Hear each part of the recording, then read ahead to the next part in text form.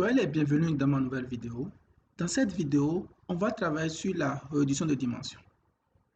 La réduction de dimension est une tâche très importante dans le domaine de data science. Si vous voulez par exemple réduire, si vous avez une quantité énorme de données et vous voulez réduire ces données afin de pouvoir accélérer le temps de traitement des algorithmes de machine learning ou de deep learning, la réduction de dimension est très importante. Donc, dans cette vidéo, on va plus se focaliser sur analyse en composantes principales. D'abord, je voudrais vous rappeler qu'on a déjà fait une sorte de réduction de dimension avec la sélection des variables. Donc, on l'a fait de façon manuelle. Donc, il y a des cas où on a des millions de variables. Dans ce cas, on ne pourra pas sélectionner les variables de façon manuelle. C'est là qu'on utilise les ACP, qu'on appelle encore analyse en composantes principales. C'est quoi l'ACP? L'ACP permet de réduire de façon automatique une grande quantité de variables en une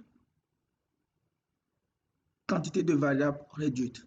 Donc, l'ACP se base sur une combinaison linéaire des variables. L'objectif, c'est de pouvoir synthétiser les variables pour pouvoir faire sortir l'information capitale sans perdre beaucoup d'informations. Donc, l'ACP le fait de façon automatique.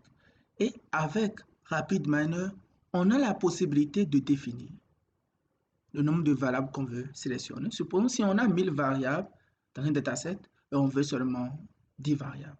L'ACP va faire la synthèse ou bien va essayer de réduire ces attributs en une quantité limitée de variables de façon synthétise. Ok, donc sans plus tarder, on va commencer par explorer notre dataset. Donc, je vais vous montrer d'abord c'est quoi les attributs. Et après, on va procéder à l'utilisation de l'ACP. Dans cette vidéo, on va utiliser l'IRIS. L'IRIS, c'est un dataset que beaucoup de personnes connaissent. Donc, dans les projets de data science, beaucoup de formateurs utilisent ce dataset. Donc, on va utiliser un dataset qui est compris des iris. Donc, pour cela, je vais utiliser l'opérateur read SL comme on a un fichier SL.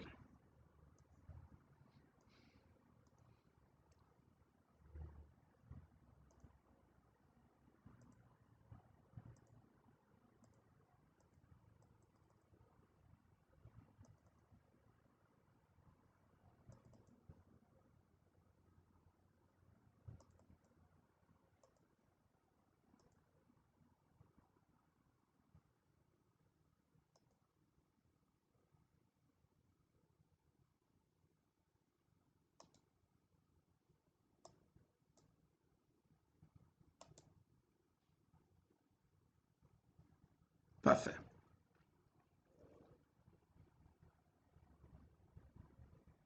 Maintenant, je vais utiliser, comme on vient d'importer le fichier SL.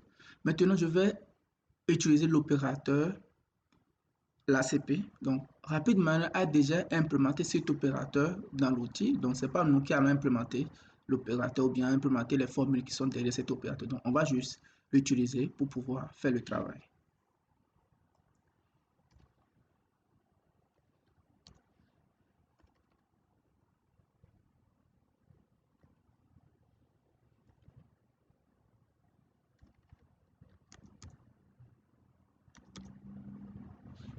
Ok, donc on va utiliser Principal Component Analysis, CPA en anglais. PCA, du moins. Parfait. Donc ici, on a la possibilité de réduire les dimensions ou bien les variables en se basant sur la variance. Donc on garde la variance entre les variables ou bien on fixe un nombre donné de variance. Donc on a la possibilité de faire comme ça. Parfait. Donc on peut dire, c'est quoi les composants? Quand on applique l'ACP, on aura des variables des nouvelles variables. Ces variables, on les appelle des composants. Donc, on peut dire à la fin, on veut avoir seulement 2 composants ou 3 composants. Donc, l'ACP va essayer de pouvoir synthétiser les variables en 2 ou en 3 composants. Ça serait facile pour pouvoir exécuter une tâche de machine learning ou bien de deep learning de façon efficace.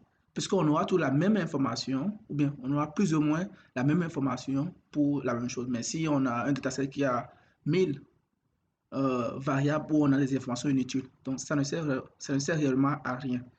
Donc c'est pourquoi la réduction des dimensions est très importante. Donc, ici, dans notre cas, nous, on va préciser 4 composants.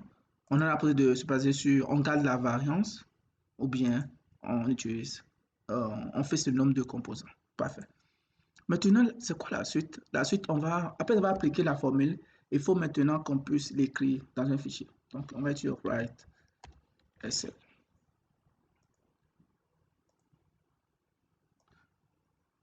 Parfait.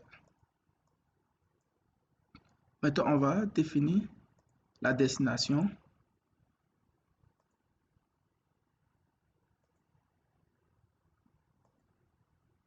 On va le mettre dans le D. On va mettre ACP. Parfait.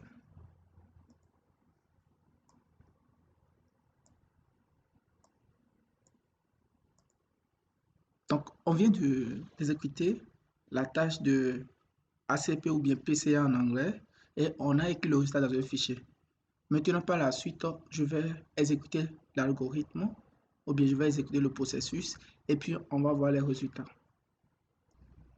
Parfait. Donc, on vient de mettre en place un processus pour exécuter le PCA avec RapidMiner. Donc, je vous demande à vous abonner à ma chaîne YouTube pour pouvoir découvrir d'autres vidéos et pour être informé de mes nouvelles. Et aussi, je vous invite à liker, à laisser des commentaires. Et si vous avez des préoccupations par rapport à cette vidéo, je vous demande de mettre vos préoccupations dans les commentaires. Je répondrai avec plaisir. À bientôt.